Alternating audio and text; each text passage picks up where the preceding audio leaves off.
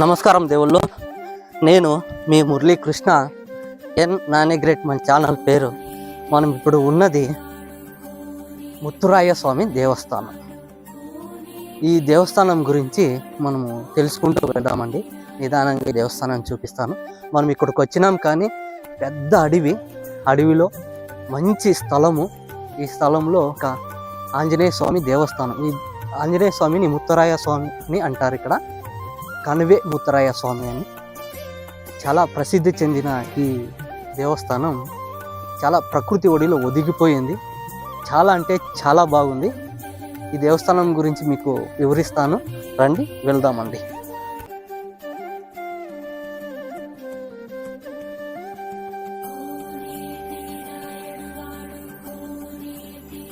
బెంగళూరు జిల్లా బెంగళూరు తాలూకు తావరికేరే గ్రామ సమీపంలో వచ్చే విశ్వవిఖ్యాతగాంచిన పెద్ద మర్రి చెట్టు సమీపంలో ఉన్న సూళివార గ్రామానికి 3 కిలోమీటర్ల దూరంలో ఉండే కనివే ముత్తురాయ స్వామి మందిరం ఈ దేవస్థానం చాలా ప్రఖ్యాతగాంచింది.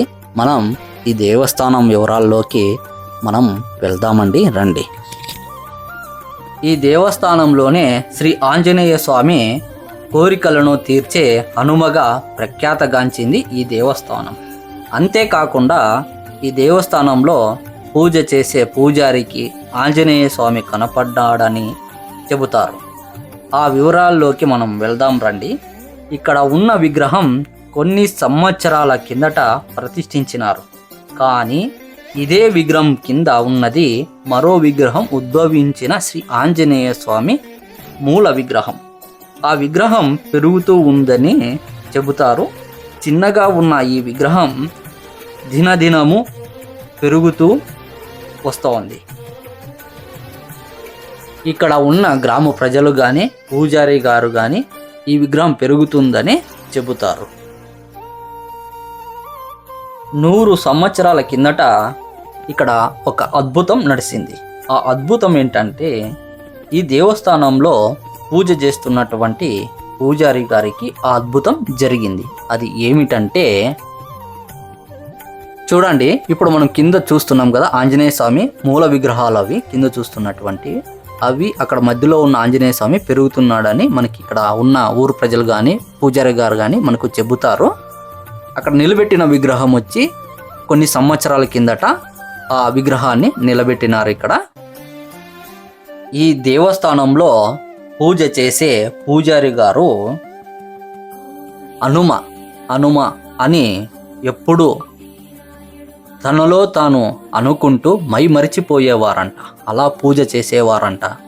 ఆ పూజారి గారికి టైం ఎంత అయిందో అని కూడా తెలియకుండా పోయేదంట. అలాంటి సమయాల్లో రాత్రి అవుతుందంట.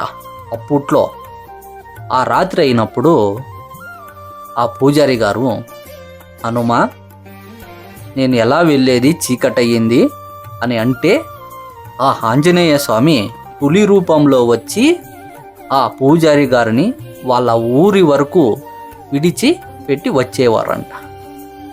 ఆ అద్భుతం చూడండి, ఎంత అద్భుతం ఇది. ఇది ఒక అద్భుతం అయితే, వారి మనుముడైనటువంటి కెంచప్ప వాళ్ళకి నడిచిన ఒక అద్భుతాన్ని కూడా మనం విందామండి. కెంచప్ప వాళ్ళు పూజ చేస్తున్న సమయంలో ఈ దేవస్థానం దగ్గర ఎవ్వరూ ఉండరు. ఎందుకని అంటే ఇది అడవి. అందుకనే కనివే ముత్తురాయ స్వామి అని కూడా అంటారు. ఇక్కడ ఒక నది కూడా పారుతుంది. కనివే అంటే కొలను, అంటే మనము కోనేరు అని కూడా మనం చెప్పుకోవచ్చు. అందువల్లే ఇక్కడ కనివే ముత్తురాయ స్వామి అని పేరు వచ్చింది. తర్వాత మనము వివరాల్లోకి వెళితే, ఇక్కడ పూజ చేస్తున్నటువంటి కెంచప్ప వాళ్ళు కూర్చొని ఉంటారంట దేవస్థానంలో. ఆ సమయంలో 2 కోతులు మనిషి తల ఆకారంలో ఉండే పెద్ద పెద్ద తలలంట కోతులకి. అలాంటి కోతులు లోపలికి వస్తాయంట.